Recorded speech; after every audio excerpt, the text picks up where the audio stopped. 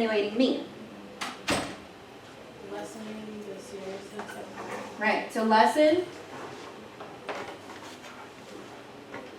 the seriousness of an offense, right? Or crime, right? But in this case, I think she's talking about an offense of being colored, right? So I'm colored, but I offer nothing in the way of extenuating circumstances except, so this is the offense, right?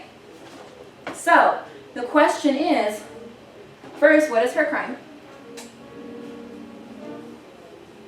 Being colored. Yeah, Sorry. being colored, that's her crime, right? So then we move into, why does Hurston defend herself as being colored by using the phrase extenuating circumstances?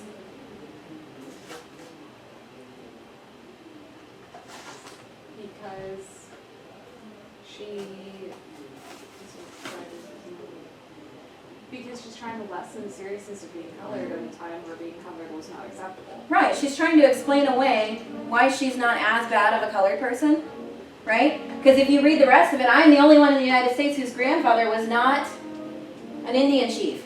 I'm colored, but at least I'm not half Indian, right? So that makes me better.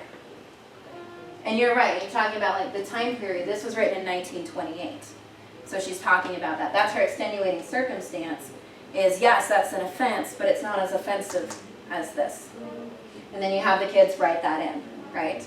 So they start questioning, they see the vocabulary word, because if I just shown them this phrase and asked them this question, would they be able to answer that?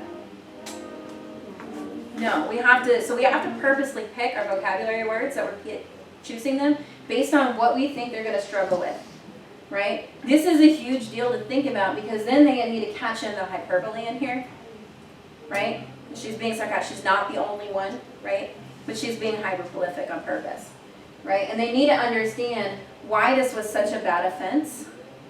It wasn't, but they need to understand that in 1928 it was considered an offense, especially when she's talking about how she never even realized she was colored until we get later in the text when she's talking about how she moved to Jacksonville and started going to school in Jacksonville and she started getting called derogatory terms and names, right?